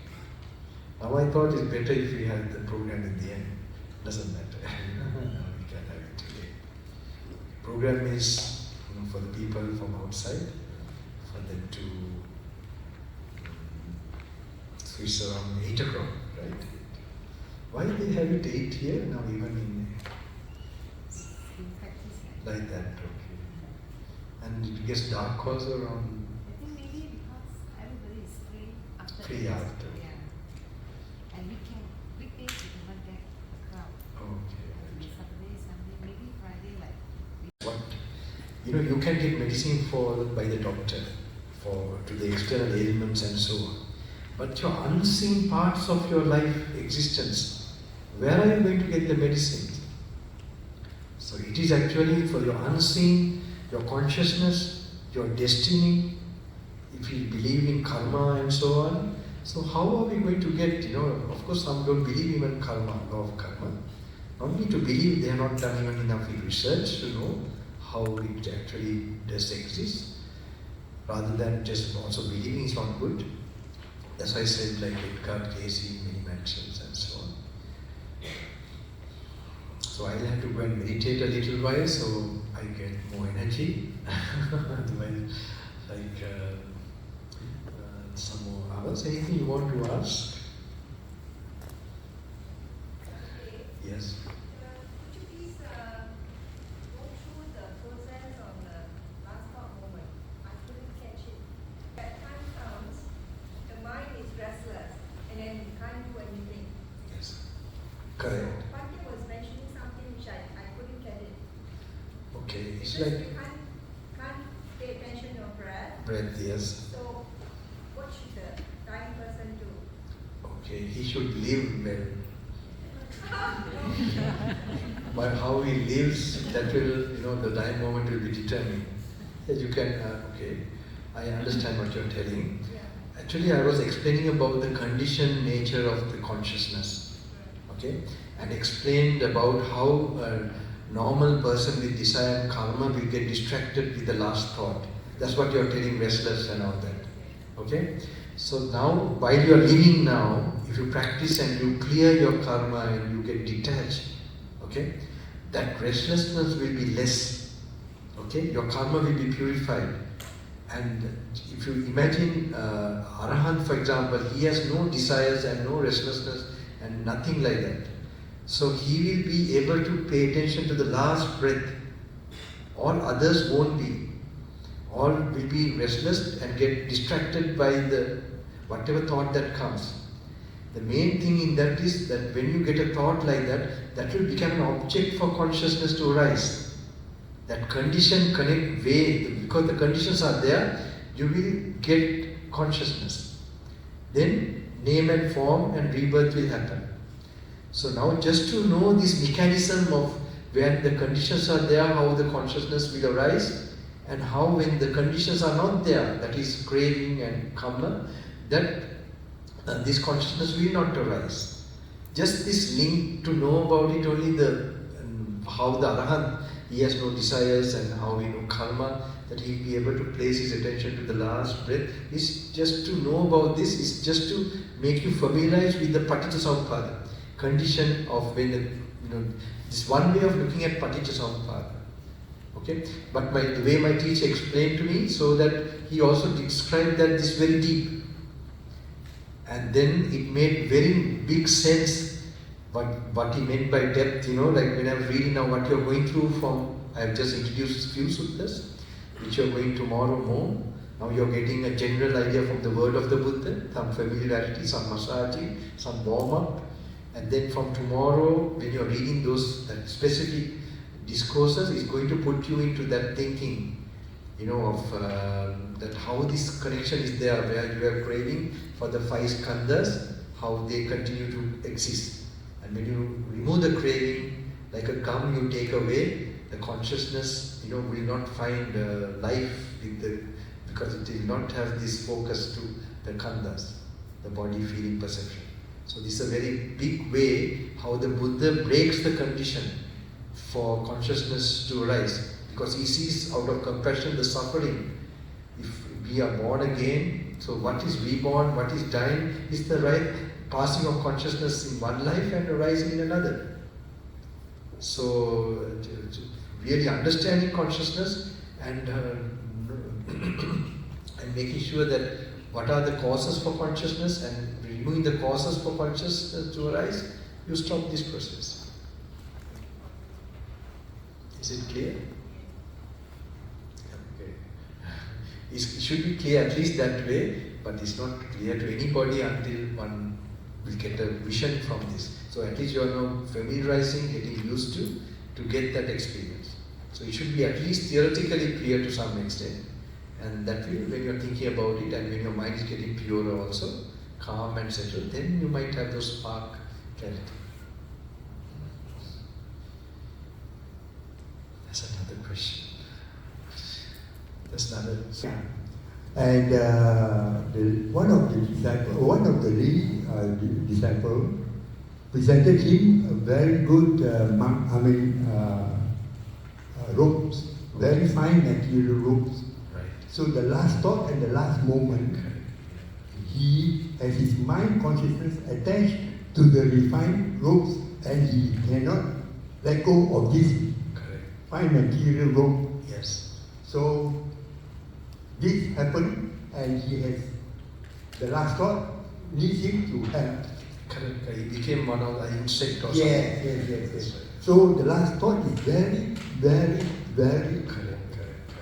What do you think you become? Yeah, that's So he was born as lines attached to the rope. definitely. Thank you.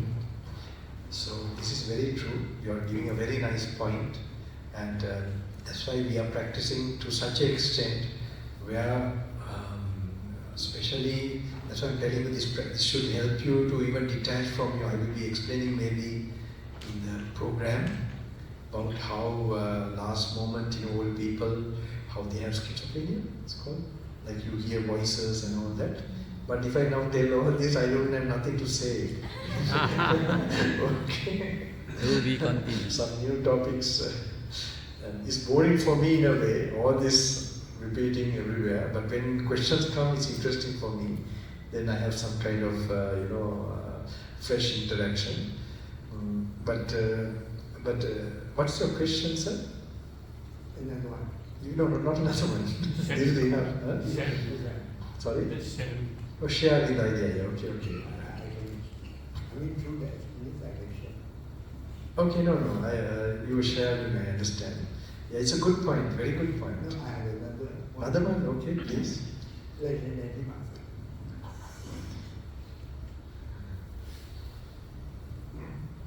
answer. Now I hope these tools will help you so that you have that steadiness, and slowly, while now itself you are not having so much drawn to things from the sense world, so that you can know right now, and then you are safe. Don't worry, you'll be okay. Reverend Sir, still regarding the last thought moment. So my question is, example, a person suffer a concussion. Okay, injury, and he fainted, lost consciousness already. Coma and all that. Yeah. Then because he has already no consciousness, the doctor maybe already pronounced that his brain is dead. Okay, no more consciousness, and also because of the injury, maybe through accident, whatever, he passed away. Will he become a arhat? No, Arhat, no. But just now you say this person, when there is no consciousness, there is no attachment, there is nothing, he's liberated. One thing we don't know whether the person definitely has karma. And he has underlying nature, it's like underlying, latent tendencies of craving. So it is not just physical. If that is possible, then we also can, maybe somebody, you can tell me, somebody to put into a coma or something, and then I don't have to do any of this meditation. That's a very easy way. So actually this underlying, they think karma is there. So even the last moment, though clinically we can't, find consciousness, I mean at least physical, anything from physical observation that we can know there's consciousness there is underlying consciousness. And last moment, like having no thought is also a thought, but it's relative. No thought in, maybe a clear thought in the sensual world, they don't have. But he also has karma to go through coma and so on. So when that is finished, if he's dying, then if what is leftover karma will bring him that last thought. So I know some people even die like that, and they go to a plane where they are like stagnating. Like stagnating means you could say, this is how they have done, how the karma they have to go through. Sometimes enough merit is not there for them to have a clear consciousness with a clear body. Okay, so they will arise there, and then I know in cases where there are two ways. You can either, now if I tell these things, you'll be here for the after what it is talk. You'll be there, right, sir? So better listen to that time. I will give you the answer. Remind me this, okay? Otherwise, I'll be telling everything, and because I'll be repeating that. It's a good question. It's good. You have another one? Yes. Please remind me in case, okay, then I will, sometimes, when I'm talking, I might. Very good, you all are very interested in this, sir. I should thank Sister Billy, who had taken me for the novitiate program in Sri Lanka. I met two Bantes there. One is Bante Punaji. That's a long time ago. Yes, in 2008. Okay, passed away. He passed away, yes. Right. Bante Punaji. Yes. He is a physiologist, psychiatrist, and philosophy. Three. He has a PhD of three things. So if you think of mind and body, there is a nama rupa. So the chitta is the forerunner, the mano is the sixth sense base, and the sixth sensual pleasure. So if you are mindful of your mind, based on samadhi, then your chitta, you will know that the chitta is the knowing mind, and the mano is the observing mind. So we have two minds. One is the knowing mind, and one is what we call the observing mind. So the chitta and mano, once you know your real chitta, all physical and mental phenomena are impermanent. Yes. So this is what I'm trying to say. Yeah. I cannot elaborate too long. I think I met Bhante one time. Punnachi Bhante, I think I met him one time. And meaning certain, but I found that his explanations were changing after some time. He wanted to modify certain explanations, but this chitta, the idea of chitta is okay. It's also good. I hope you understood, like basically keeping all these fall in the realm of where consciousness arises. So just to keep it like, in the realm of just to study the conditioned nature of consciousness, so that all this arising, it is in one umbrella. You have to be conscious to have chitta or whatever, but this is another way of explaining, approach the word chitta. What arises to fall? What arises to fall? Yeah. Yes. So this is there. So but I hope it's clear that consciousness, how its components, that you feel, you perceive, what you perceive, you react. That particular, what the Buddha is telling, just to focus on what we take as ourself, that these are the 5 things that we take as ourself, and then when we observe their conditioned nature and changing nature, then that idea of self, it was an idea only. So that's something also, I think, and also going through the suttas, then this time your teacher will be the Buddha, not even Bhante, Punnaji Bhante or Gnanaloka Bhante.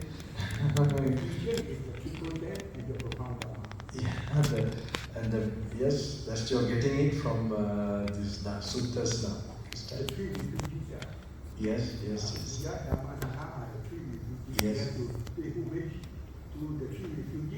As well as the Dhamma.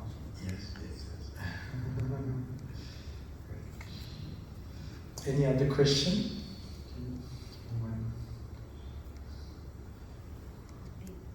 Just curious, so where is the chitta now? In our discussion, we were talking about the 5 khandhas. Yes. So where is the chitta?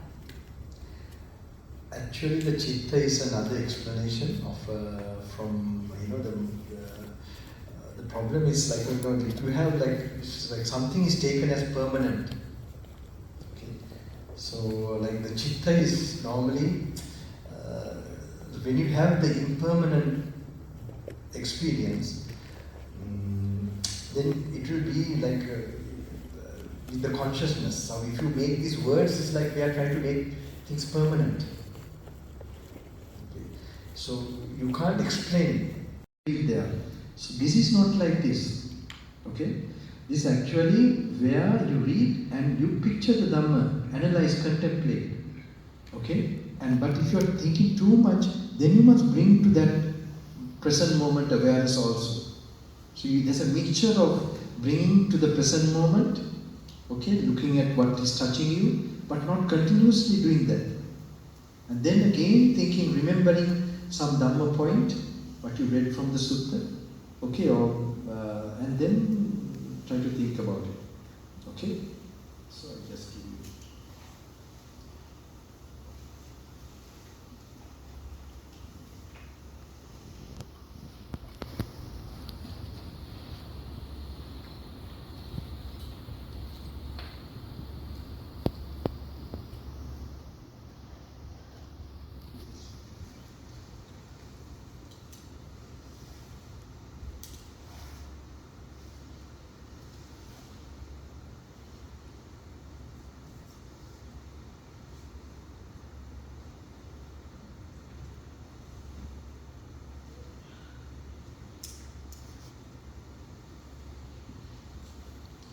So if I use, I don't know, let's see this part or this way, okay? So like After now, say I get up and come like this.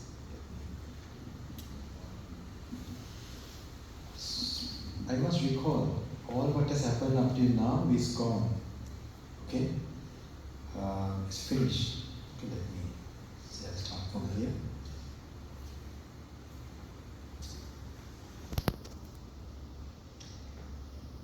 Actually, walking meditation should be all the time, not only for when you're meditating.